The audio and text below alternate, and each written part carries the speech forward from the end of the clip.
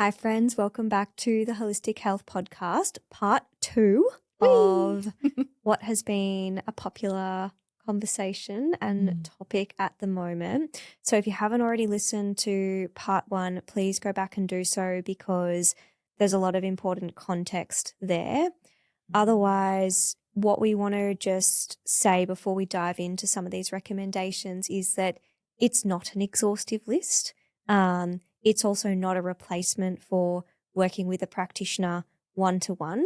What we're trying to do is share with you some of the areas, some of the tools, some of the resources available to you that we're using with our clients from a naturopathic and nutritional holistic medicine standpoint to support someone if their choice is to go down the path of using GLP-1s.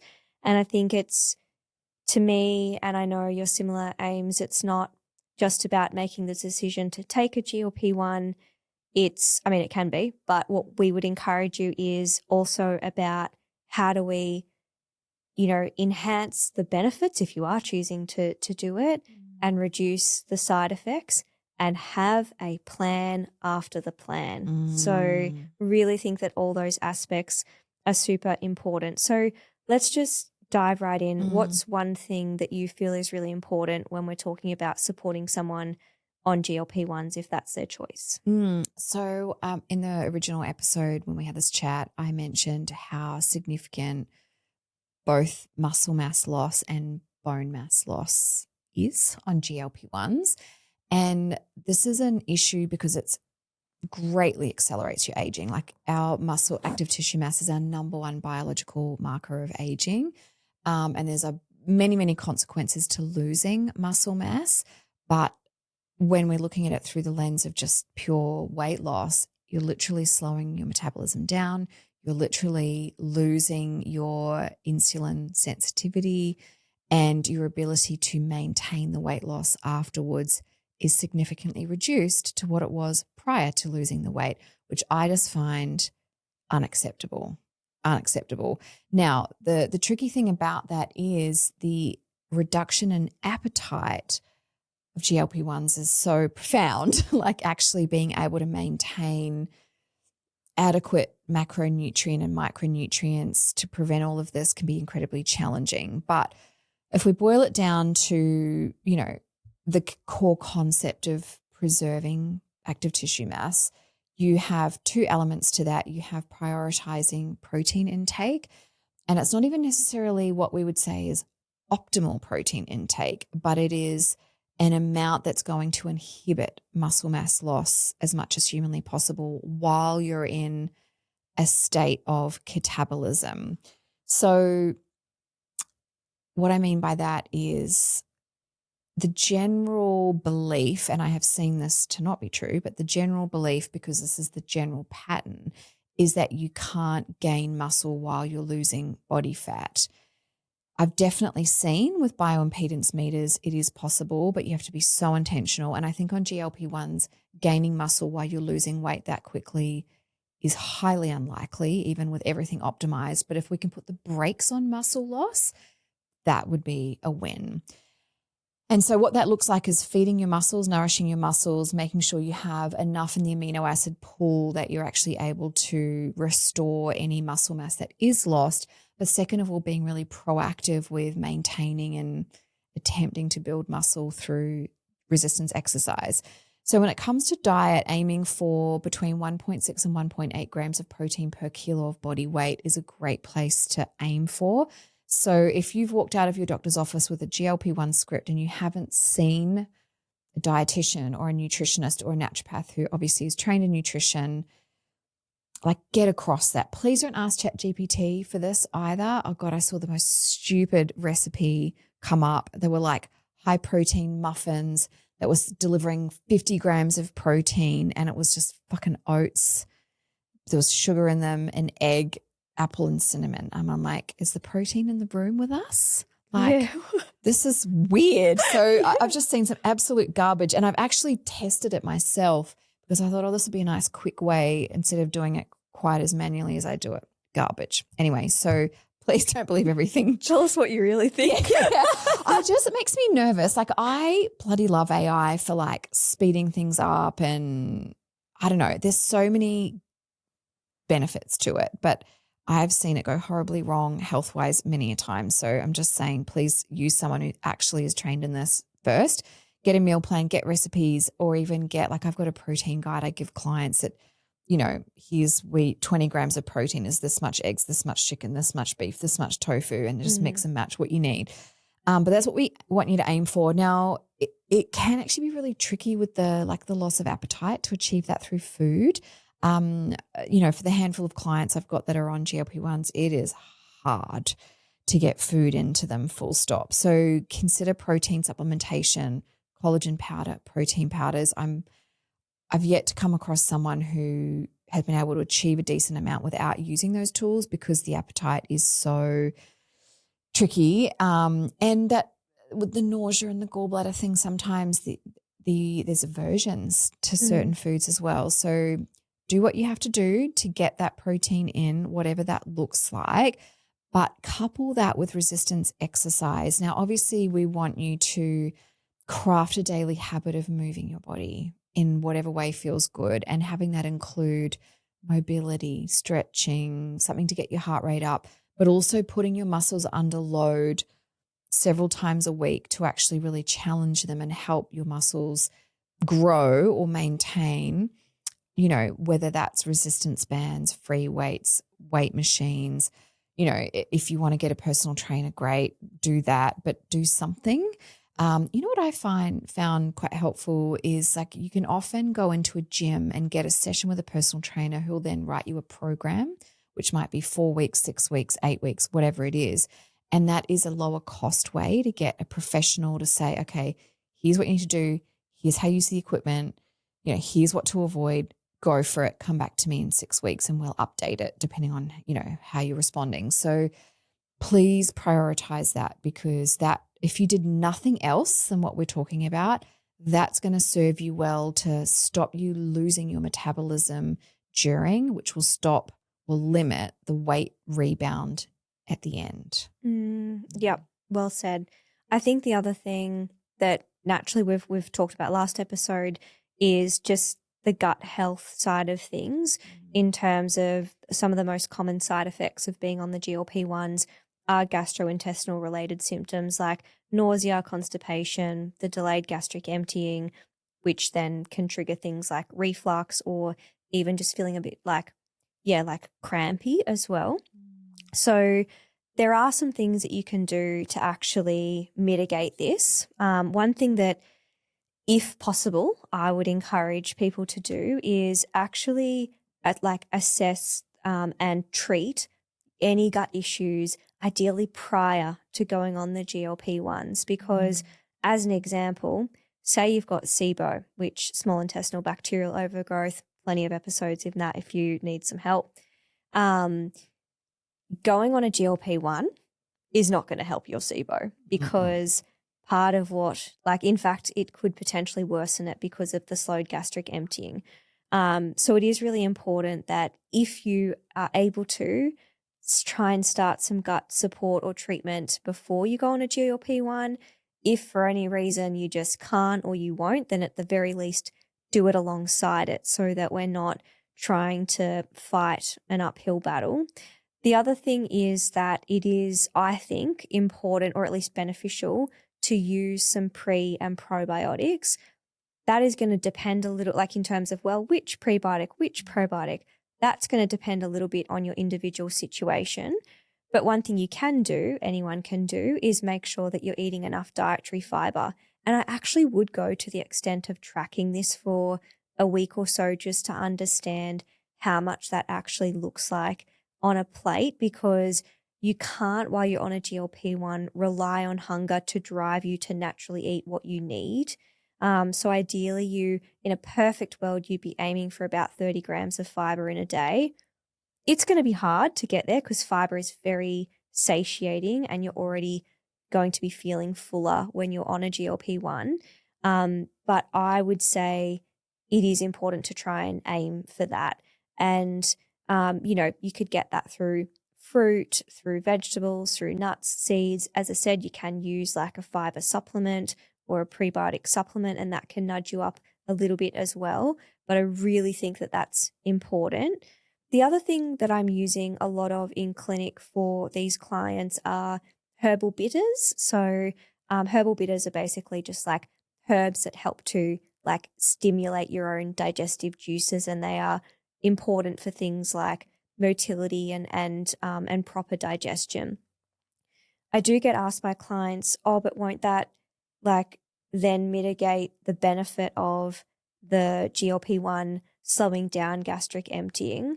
And I would say, like, totally understand where you're coming from. And in my experience, not to the extent where you're not going to get a benefit, because herbal medicines are very like powerful, but they're not overriding a lot of the time if they're used in appropriate doses. So it's not going to override the strength of a GLP-1 medication. I also use things that are what we call carminatives. So things like chamomile or marshmallow, or I tend to use a bit of ginger for nausea as well. And that can be really beneficial to allow someone to feel more comfortable while they're moving through, especially those initial stages of dosing. So I think those are the main, like the most common tools I would use. The only other one I'd add to that is if someone is dealing with a fair bit of reflux, then some slippery elm powder goes a long way. Nice. Very good suggestions. And given the most common side effects are gut related, those would be so helpful just to kind of, take the edges off, if you like. Yeah. Another thing we also want to focus on when it comes to supporting someone on a GLP-1 is those micronutrient deficiencies. So because the overall volume of food is dramatically reduced, like I actually think a multivitamin and, even people who are just eating normally or even excessively, micronutrient deficiencies are not uncommon. And there's a number of reasons for that: lifestyle, alcohol, coffee, what's in our soils, all of that sort of stuff. But when it comes to this is a really significant issue which can then create health problems down the track that were unintended or maybe not even anticipated necessarily. So a few things, we've talked about protein already. That's definitely a macronutrient we want to watch. Fat is also very, I wanted to say satiating, satiating, meaning it makes you feel really full. And also when someone's on a weight loss roll, they might be like trying to steer away from high calorie options, which fat is high calorie. We can see essential fatty acid deficiencies. So, fish oil might be important. Omega-7 might be important. The other thing, just while we're talking about macros for a second, is, and I've been there with a poor appetite before. I've never been on GLP-1, but I've definitely had food aversions where I just, from stress, I've just felt like I can't really stomach, meat, savory meals, whatever. And it's easy to go for something sweet. And I think that's another risk we need to be very mindful of. People might just reach for, high glycemic index, sweet, sugary things, obviously counterproductive in some ways, but can be problematic for the microbiome, blood sugar balance, blah, blah, blah, and can then just fill you up. You're filling up on something that's kind of not offering you very much. But other nutrients to be mindful of, zinc and iron would be two really big ones with minerals. I also think just with the bone picture, bone minerals, calcium, silica, boron, vitamin K, vitamin D, obviously where it's indicated. But there are definitely things that I'd almost just say a multivitamin in the morning and a multi-mineral at night with an essential fatty acid would be a nice core trio for someone to consider. But obviously when, we're in an ideal world, we'd be like, all right, your appetite is reduced by, I don't know, let's just call it 50% of what you're eating. Where can we make sure you're getting enough of all of these things? Are you getting enough fruit? Are you getting enough vegetables? Are you getting enough complex carbohydrates? Are you getting enough fiber, to your point? Are you getting enough protein, essential fatty acids, and also phytonutrients? So, anyone's at risk of eating the same thing over and over again and kind of missing out on things, but eating, a plethora of colored fruits and vegetables, seasonal ideally, but eat the rainbow like the Japanese government say.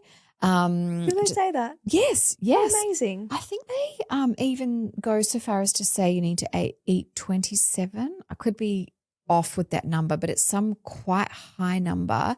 You need to eat 27 different coloured fruits and vegetables a week. How beautiful. Really beautiful. So it really is focusing on what nutrients can you get in, not what do you need to cut out or eat less of. And I think because your plate has shrunk, metaphorically speaking, from an appetite point of view, you need to be so much more intentional about what you're putting on it so that your body is nourished, because I think you're going to lose weight anyway. And I think where people get lured into a false sense of security is like, oh, it doesn't really matter. All I care about is losing this weight. And I can eat what I want. Yay. And I get the novelty of that, but also, depending on how long you're going to be on this medication, how long it takes you to lose the weight you want to lose, you could end up with a whole host of other problems. Yeah, it'll catch up to you, and coming out of it will be harder. Way harder, and you'll have more problems to deal with, along with rebound weight gain. So just be really mindful of that too. Yeah. Well, I think other things that I'm doing clinically and that I'd encourage you to do is make sure that you are getting some blood work done and fairly consistently throughout it as well. And if possible, interpreted thoroughly through someone who is going to interpret them thoroughly. Through a health lens, not a disease lens. Yeah, which may not always be the first 15-minute GP consult that you have. It may be. You might have found a unicorn, in which case, go you, please share. But I do think that that's really important. So things like liver enzymes, vitamin B, homocysteine, iron, as you said before, vitamin D, lipase, amylase, just thyroid function. I really think that having an idea of where your baseline is at, how things are changing or not changing throughout, is really important, and that being looked through a thorough lens so that you can tweak and adjust those supplementations or dietary strategies throughout, and you can pick up on things that are about to become a problem before you're like up shit creek without a paddle, and no energy to do anything about it. Yeah. I'll just go downstream. See, redirect my mail. Bye. Yeah, exactly. And I think the other thing that's really important is having a plan, for when you are either titrating down, which may be part of the plan, or coming off it. So do you want to speak to that a little bit around, because I think that's one of the most heartbreaking things I see is the lack of that. Oh, that is definitely devastating. You sort of like taken off it and then you're like, see you, good luck. Yeah. I think just before I dive into that, I just wanted to add one more thing to the tests. I would always look at leptin and be monitoring that along the way. And I would also say just, bilirubin's only considered an issue over 20, but if your levels are over 10, that's a sign of a sluggish gallbladder for me, and it increases the likelihood you're going to run into problems as you start to lose weight. And it means you can install gallbladder support really quickly. And other things like in the LFTs, if your ALP is below 70, that suggests a zinc deficiency. You need that for stomach acid production. You might have nailed your protein on the plate, but if you're not absorbing it, like that's going to need some support too. So these are all things you can get on the front foot with before you start. But as you said, on the back end of your GLP-1 journey is how are you going to prepare for and attempt to mitigate rebound weight gain? And I will say preparing before you go on GLP-1s and, having a strategy while you're on them is going to do most of the heavy lifting for a start. If you've preserved your muscle mass, game changer. You're in a completely different position than most. But ultimately, when you are ready to come off them, you do need to think about how you're going to come out of it and how you're going to address anything that led you to needing to go on the GLP-1s if you haven't already done that, whether depression, anxiety, binge eating, blood sugar imbalances like reactive hypoglycemia that sent you looking for sugar, emotional eating. Like if you haven't already been addressing those things, I think before you start titrating off, those are conversations I would be having and getting support installed. I would also, work very closely with your GP as you come off to allow your body to recalibrate and work out what a normal healthy appetite is, and allow your sleep to adjust, allow your, you can make adjustments to your movement schedule like exercise as well. But being very, very careful to eat balanced meals. I actually really love the book, The Zone Diet by Dr. Barry Sears. Have you ever read that? I know what it is, but I haven't. It was big in like the CrossFit world when I used to do CrossFit. Yeah. I thought you were going to say back in the 80s or something else. I was not born. Yeah. You know, it was really big in the 2000s. Look, if you haven't read it, the first 10 chapters are fucking painful. It talks about getting into the zone like it's some fucking other dimension. It's really annoying.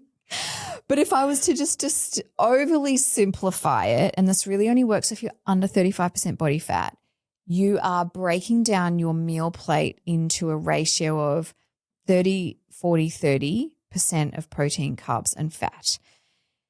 And it is the zone that keeps your blood sugar balanced. Now, we know it's a little more nuanced than that. We've seen people have blood sugar irregularities with things that shouldn't be an issue. We've seen people eat ice cream and not have a goddamn problem with their insulin and blood sugar. But it's a really nice map to balance out your macronutrients to prevent, blood sugar shooting up, insulin resistance from kicking back off. Again, maintaining adequate protein, or rather starting to optimize protein beyond the 1.8 grams per kilo, and actually really starting to build muscle now that you've come out of that rapid fat loss.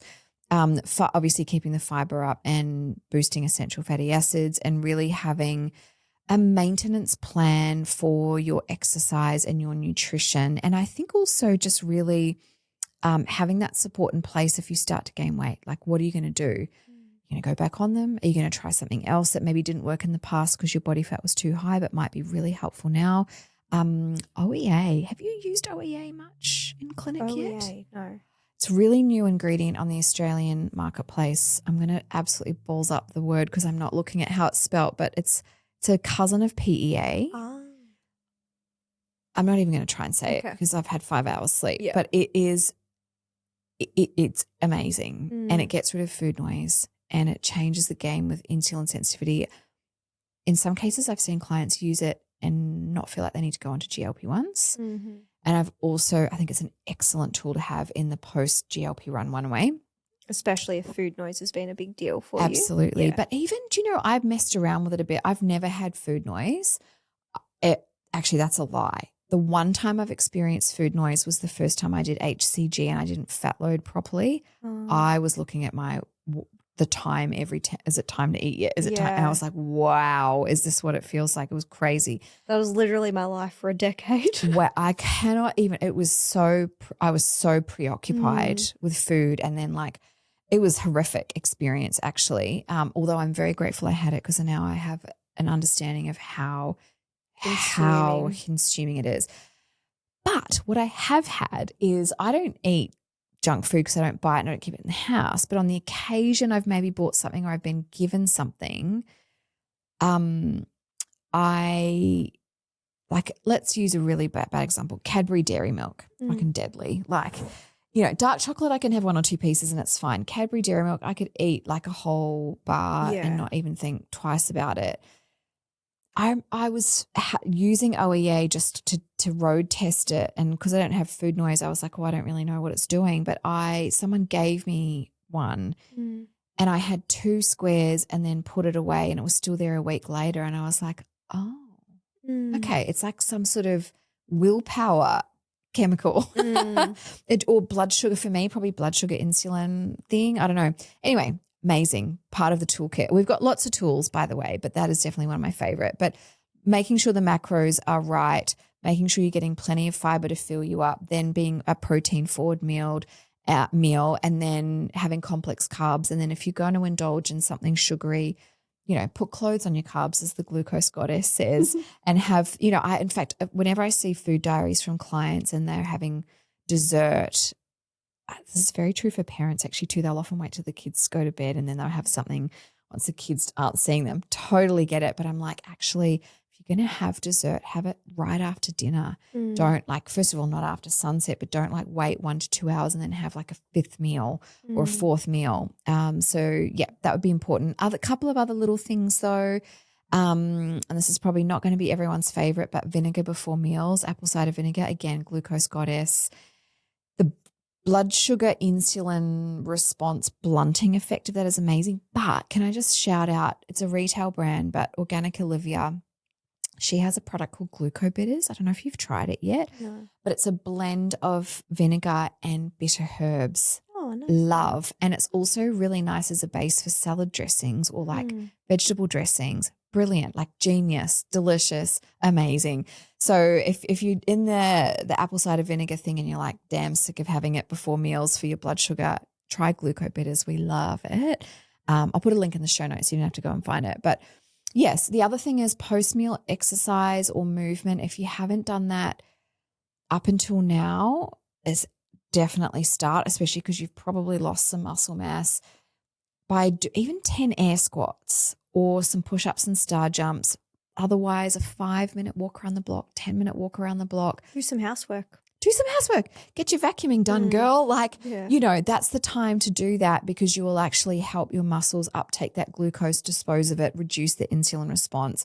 And also if you're reintroducing starches where you haven't eaten them before or you're having more because your appetite's come back and you're going back to more normal eating, take advantage of resistant starch where you pre-cook starches and then eat them cold. Rice is a good example. Potatoes is another good example.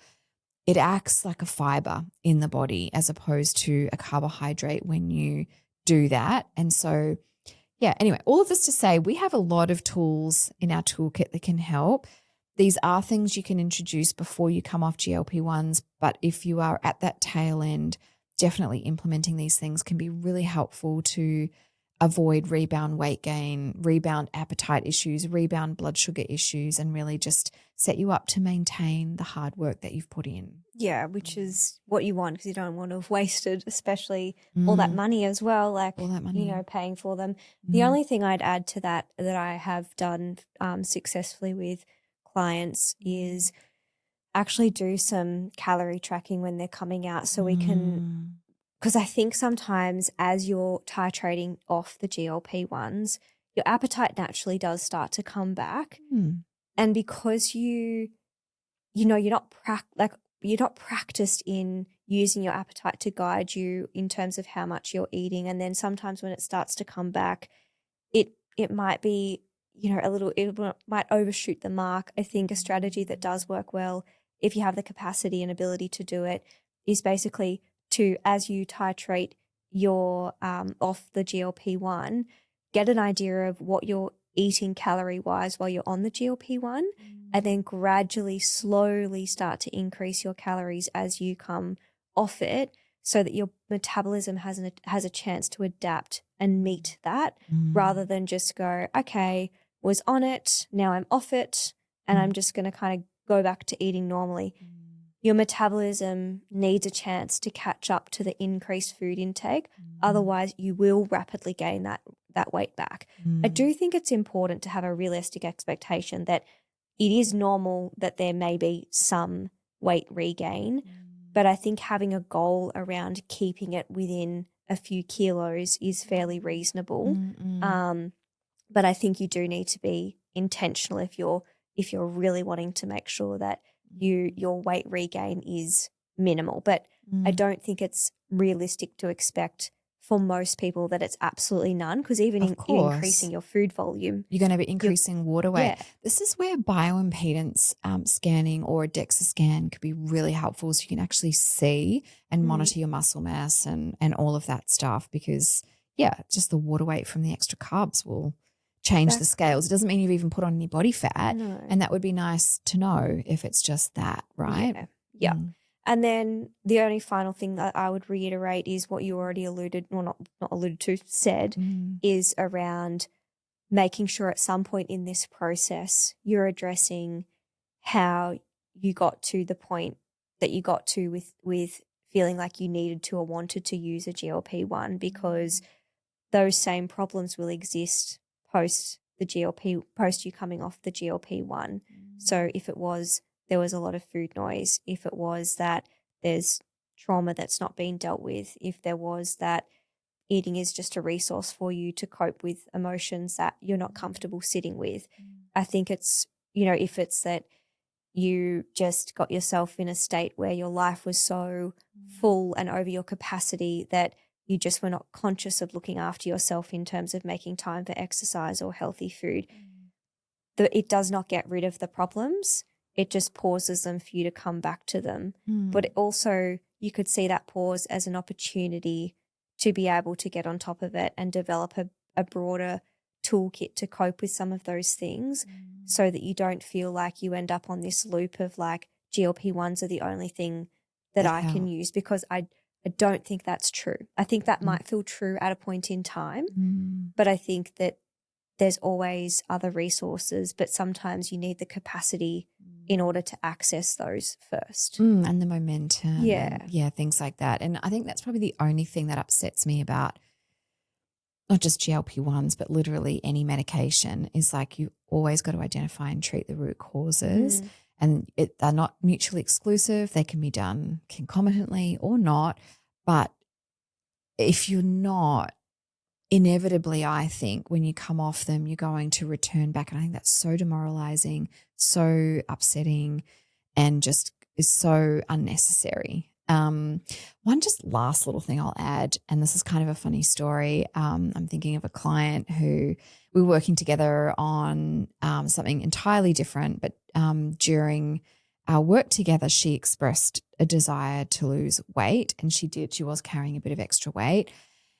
And sort of in between sessions, she just went rogue and went on a GLP-1, and so we hadn't even had a conversation about her options. But then she came back and said, "Oh, surprise! I'm on." I can't remember which one she was on now. Anyway, that was fine. And we made we did all the things that we've just currently talked about, and then some. However, she also has ADD. And her weight loss was like over 30 kilos. So she forgets to eat anyway? Like, is that what No, you're no, saying? no. Where I'm going with this is the dosage for her medication didn't get adjusted. Right. Now, she's a local client. And when I say she was operating at 1.5 speed towards the end, I'm not joking. It was hilarious. Like the way she zipped around where we lived, at the speed at which she talked, like, wow. And so this is just, I don't know, I'm sure. Great point. Yeah, I'm sure doctors are mindful of this, but I think. Are we? Well, I'd hope so. But I think also at the same time, you sort of, you've got your attention on the weight loss part. So maybe the rest of it, you sort of is kind of sitting on the periphery. But this is true for any medication, blood pressure, whatever, like the amount you require to get, this is probably more important for things with a narrow therapeutic index and maybe things with, a tight threshold, epilepsy medication, sleep medication, anxiety medication. Like if you lose a significant amount of body mass, your requirement for the volume of that medication is going to change. So just, be in communication with your doctor about that. Have a conversation about what titrating down might look like, when that might happen, when you need to do that, what to look out for, because we can laugh about it. And in this case, it didn't cause her any harm. But actually it was a massive oversight. Yeah. And could potentially be a real problem for some people. So. Yeah. Well, I feel like that's probably plenty for everyone to digest, and we hope it's been helpful for you. And if you are, someone who is taking a GLP-1 or considering it, we would love if you pass these 2 episodes that we've done on to them, because I think, we just want to make sure that people have holistic information, are making informed choices, and that they know what support is out there if that is a path they choose to go down. So we will be in your ear holes again next week. Bye, friends.